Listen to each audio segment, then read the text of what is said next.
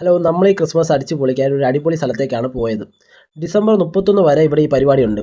ഈ സ്ഥലത്തിൻ്റെ location details അടങ്ങിയ ലിങ്ക് ഞാൻ ഡിസ്ക്രിപ്ഷനിൽ കൊടുത്തിട്ടുണ്ട്. എല്ലാം കമൻറ്റ് ചെയ്യുകയാണെങ്കിൽ ഞാൻ അത് DM-ൽ അയച്ചു തരുന്നതായിരിക്കും.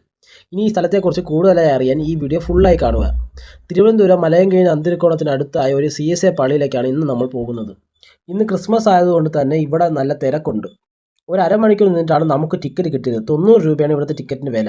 പക്ഷേ ഇവിടുത്തെ കാഴ്ചകളൊക്കെ കണ്ടുവരുമ്പോഴത്തേക്ക് ആ പൈസ നമുക്കൊരു നഷ്ടമായി തോന്നില്ല. ചെന്ന് കയറുമ്പോൾ ഒരു വലിയ സാൻഡയാണ് കാണുന്നത്. ഇതിന് താഴെ ഒരു വലിയ പുൽക്കൂടും. പിന്നെ കുറച്ച് മുന്നോട്ട് പോകുമ്പോൾ പഞ്ഞി കൊണ്ട് അലങ്കരിച്ചൊരു മഞ്ഞു കൂടാരമുണ്ട്. പിന്നെ പുറത്തായി കൊച്ചുപിള്ളേർ ഡാൻസ് കളിക്കുന്നുണ്ട്. അതൊക്കെ ഒന്ന് കണ്ടിരിക്കാം. ഇനി പള്ളിയിൽ അടുത്തോട്ട് പോകുമ്പോഴേക്ക് കുറേ കടകളുണ്ട്. പിന്നെ അവിടെ തന്നെ ഒരു വലിയ ക്രിസ്മസ് ട്രീ, പിന്നെ താഴെ ഹോഴ്സ് റൈഡ്. ഇനി കുറച്ച് മുന്നോട്ട് പോവുകയാണെങ്കിൽ ഒരു വലിയ അക്വേറിയം ഉണ്ട്. അതിൻ്റെ അകത്ത് മീനുകൾ, കിളികൾ, ചെറിയ മൃഗങ്ങൾ. അതിൽ ചിലതൊക്കെ കയ്യിലെടുത്ത് ഫോട്ടോസൊക്കെ എടുക്കാം. പക്ഷേ ക്യാഷ് സെപ്പറേറ്റ് കൊടുക്കണം.